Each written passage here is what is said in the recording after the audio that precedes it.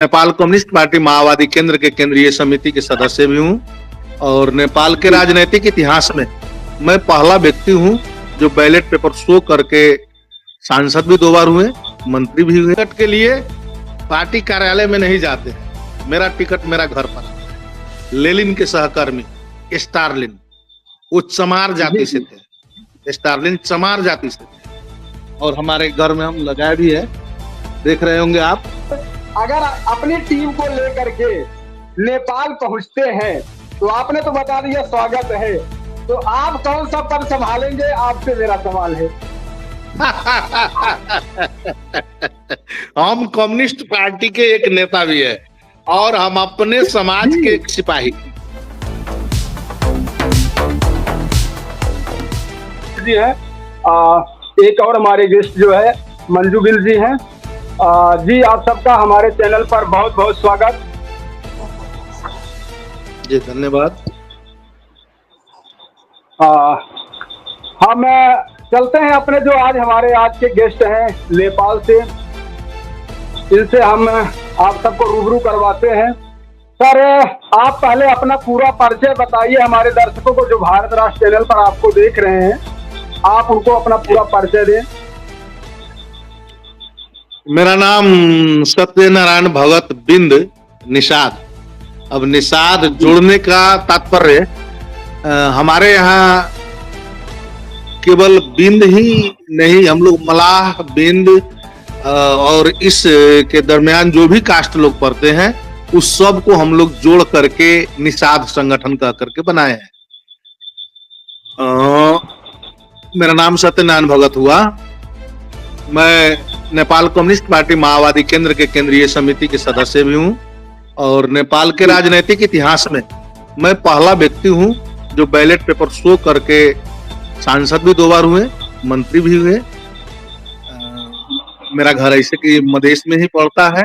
हमारा देश का बनोट जो है सो मधेश, पहाड़ और हिमाल 3 थरी के हिसाब से बनोट है, तो हम लोगों को घर मधेश प्रदेश में पड़ता है।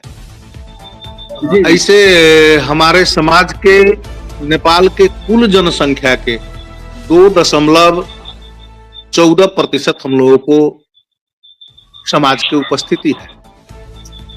जी 2.14%, 2.14% हमारे समाज की उपस्थिति नेपाल के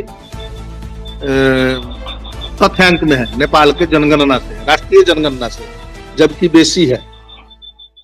फिर भी हमारा समाज जो है आर्थिक, राजनीतिक, सामाजिक हर एक दृष्टिकोण से राज्य से भी उत्पीड़न में पड़ा हुआ है और हमारा समाज ऐसे भी बहुत पीछे पड़ा हुआ है, बहुत पिछड़ा वर्ग। तो सर मंत्री जी आपसे जो मेरा सवाल है, पहले आप मेरा सवाल सुन लीजिए।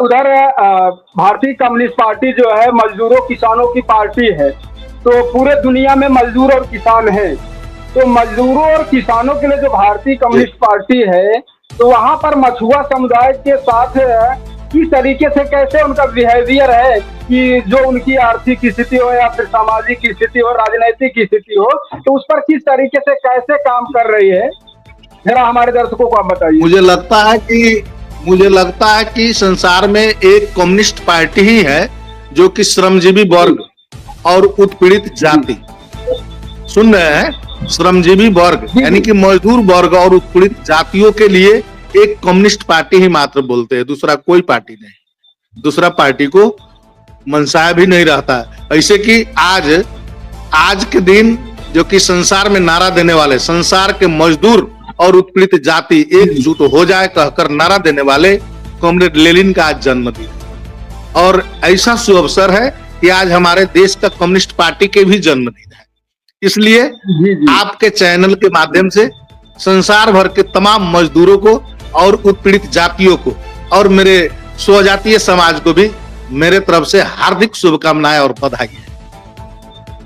लेकिन और मैं आपको प्रश्न का उत्तर भी दे रहा हूं, साथ साथ मैं आपको प्रश्न का उत्तर भी दे रहा हूं।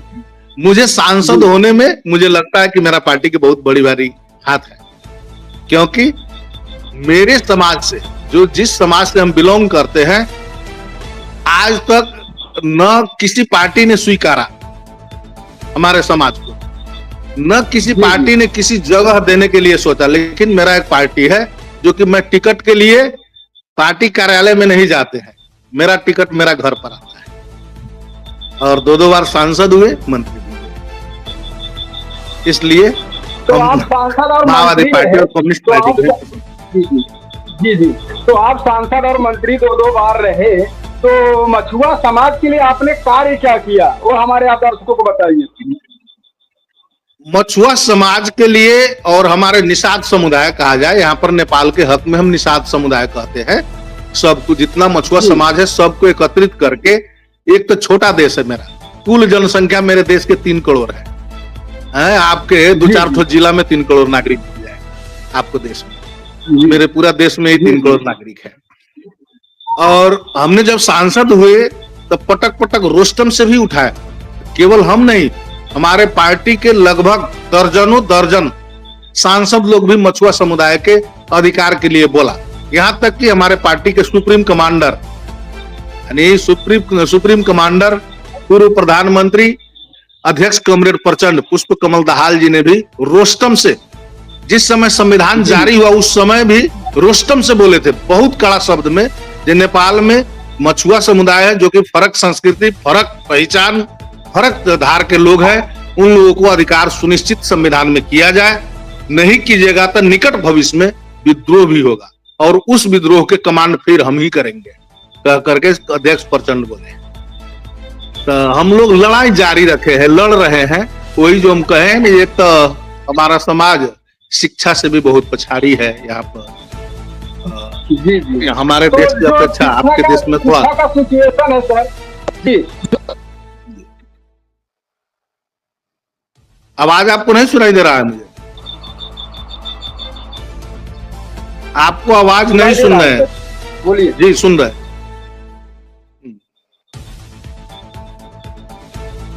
सुन रहे हैं, बोलिए सर। बोलिए, आवाज आपको नहीं तो सुन। वहाँ पर मछुआ, मेरा सवाल है कि मछुआ समाज का अभी वहाँ प्रचार प्रसार कैसे होगा? जिस तरीके से राकेश भाई पूरे भारत में काम कर रहे हैं, तो आपके अगर भारत में काम करें तो नेपाल में इनका प्रचार प्रसार कैसे होगा? उनका बहुत बहुत वेलकम, बहुत बहुत स्वागत है नेपाल की भूमि पर। वो आए, उनको स्पेस दिया जाएगा, हम लोग साथ साथ रह करके प्रचार प्रसार करवाएंगे। और भाग्य कि हमारे अध्यक्ष जी आ जाएंगे यहाँ पर। और जो शिक्षा के बारे में हम जो बोले हैं ना, शिक्षित हमारा समाज जो है सो बहुत पछाड़ी है, जबकि शिक्षा मेरे ख्याल से राष्ट्र निर्माण, समाज निर्माण और व्यक्ति का व्यक्तित्व निर्माण और पहचान का मेरुदंड, रीढ़ कहा जाए। जिस तरह मेरुदंड के बिना मनुष्य वो बेड से नहीं उठ सकता है, उसी तरह शिक्षा बिना के मनुष्य वो आगे नहीं बढ़ सकता है। तो मेरे ख्याल से हमारे समाज में शिक्षा की भी बहुत कमी है, इसीलिए एक तो एकताबद्ध नहीं होता है। एक छोटा सा देश, उसमें भी बहुत सारे संगठन खुले हुए लोग, सब हमें फिर सब संगठन मुझे ही बुलाता है, फिर दूसरे को नहीं। सब संगठन बोला अपना अपना से करके, जब भी कार्यक्रम रखेगा तो चीफ गेस्ट हम ही को बुलाएगा और सबको हम आग्रह करेंगे, ये गुमती खोलने से नहीं समस्या हल होगा, एक होलसेल खोला जाए, एक नेता बने और बाकी हम कार्यकर्ता बने, इसके बाद ही हमारा समाज का प्रगति के लिए रास्ता निर्माण होगा। तो जो अच्छा, एक सवाल आपसे थोड़ा मेरा हट के है, मछली मारने वाले जो अपने समाज के लोग हैं, मैं भी उसी समाज से बिलोंग करता हूँ, इसके लिए मैं बहुत गहराइयों से देखता हूँ कि जो मछली मारने वाले समुद्र में जाते हैं तो कभी कभी वो बीमार हो जाते हैं। जो उनका कॉन्ट्रैक्टर होता है तो उनको पैसा नहीं देता है, बीच में पैसा रोक लेता है, फिर आने जाने की जो असुविधा होती है, फिर उनको बीच रास्ते में अगर 6 महीने के लिए गया, 6 महीने पहले वो आ नहीं सकता है। इसको लेकर के सरकार का जो नजरिया रहता है, उस पर कैसे आप सब काम कर रहे हैं? क्योंकि उनके लिए भी एक नया कानून बनाया जाना चाहिए कि अगर वो मछली मारने के लिए गया तो कंचित काल अगर आपदा आ जाती है तो उसको वापस आने के लिए व्यवस्था कैसी बनाई जाएगी? अब ऐसे तो अब आपके देश में समुद्र से भी जुड़ा हुआ है, समुद्र में भी बहुत सारे मछुआरे लोग रहते हैं, बड़े बड़े नदी से भी है। हमारे यहाँ भी नदी है, तालाब भी है हमारे यहाँ। फिर भी हमारे यहाँ जिस तरह की समस्याएं भारत में जो मछुआ समुदाय के साथ जो उत्पन्न होती है, वैसा समस्या सकभर हमारे देश में नहीं होता है। लेकिन अब आपके प्रश्न जो है, ये टोटल राज्य को ही व्यवस्थापन करना चाहिए, क्योंकि हम जिस देश के नागरिक है उस देश में हमारा सर्वाधिकार होना चाहिए।